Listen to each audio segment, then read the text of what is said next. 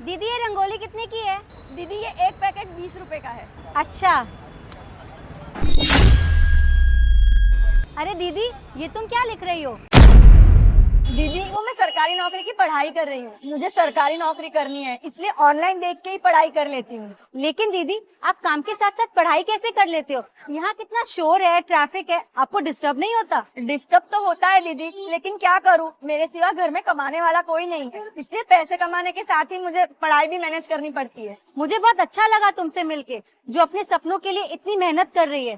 सुनो, मैं तुम्हारी कुछ मदद करना चाहती हूँ। मेरे भैया ने भी सरकारी नौकरी की पढ़ाई की है, उसके पास बहुत सारी नोट्स हैं।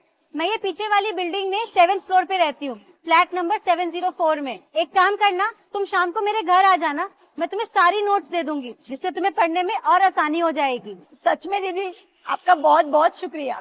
कोई बात नहीं, चलो अब 2 पैकेट रंगोली दे दो।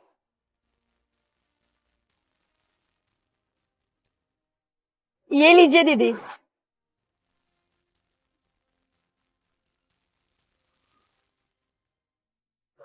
ये लो दीदी, मेरे पढ़ाई की सारी नोट्स। लेकिन मुझे एक बात पता नहीं चली, तुम्हें इन नोट्स की क्या जरूरत है? अरे तू वो सब छोड़, फिलहाल मुझे इन नोट्स की ना बहुत जरूरत है। अरे मैं वही तो पूछ रहा हूँ, अब इस उम्र में तो तुम पढ़ाई करने वाले हो नहीं। एक मिनट, कहीं तुम इसको कबाड़ी में देने की तो नहीं सोच रही ना? दीदी मैंने बहुत मेहनत से नोट्स रेडी किए, तो इसको कबाड़ी में मत देना आप। अरे राजू, तू इतना डर क्यों रहा है? मैं इन नोट्स को क्यों बेचूंगी? मैं अभी रंगोली लेने गई थी ना, तो वहाँ मुझे एक लड़की मिली जो रंगोली बेचने के साथ साथ सरकारी नौकरी की पढ़ाई भी कर रही थी।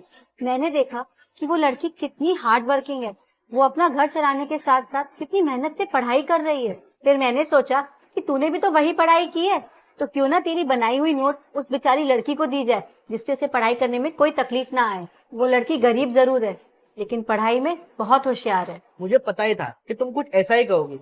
अरे दीदी वो गरीब लड़की है, उसने थोड़ी सी पढ़ाई क्या कर ली, तुरंत तुमको दया आ गई उस पे। और मैंने ये जो दिन रात मेहनत करके नोट्स रेडी किए, ये तुम उस गरीब लड़की को फ्री में दे रही हो। दीदी मेरी बात मानो तो आप इन चक्करों से दूर रहो।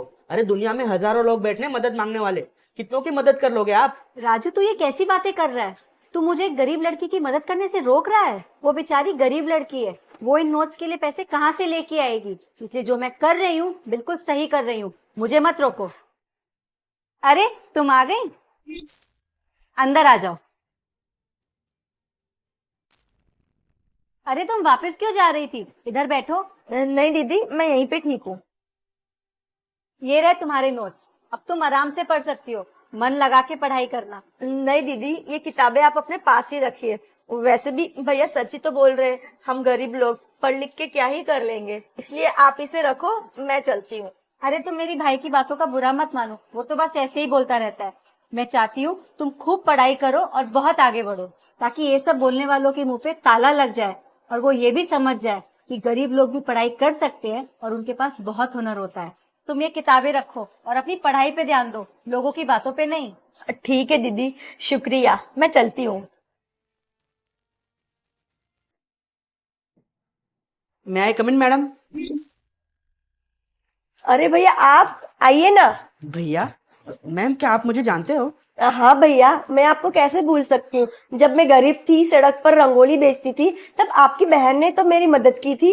आपकी बनाई हुई नोट्स की वजह से मैं पढ़ाई कर कर यहाँ तक पहुँची हूँ भैया। अच्छा तो वो रंगोली वाली लड़की आप ही थे? आई एम सॉरी मैडम, मुझे माफ़ कर दीजिए, मैं आपको पहचान नहीं पाया, ना उस वक्त और ना अभी। मुझे आज भी याद है कि मैंने किस तरह से आपकी बेइज्जती की थी, लेकिन आज मुझे आपको यहाँ देखकर बहुत खुशी हो रही है। I am really sorry ma'am. नहीं नहीं भैया, आप माफी मत मांगिए, मुझे आपसे कोई शिकायत नहीं है। आप ही तो मेरे गुरु हो, अगर आप वो नोट्स ही नहीं बनाते तो मैं कैसे पढ़ पाती। मैं आप दोनों भाई बहन का एहसान कभी नहीं भूल सकती। बताइए भैया, आपको क्या काम था? वो मैडम, इस प्रोजेक्ट फाइल पे आपके सिग्नेचर चाहिए थे। आप थोड़ी देर वेट कीजिए भैया, मैं फाइल अभी भिजवाती हूँ। जी मैडम।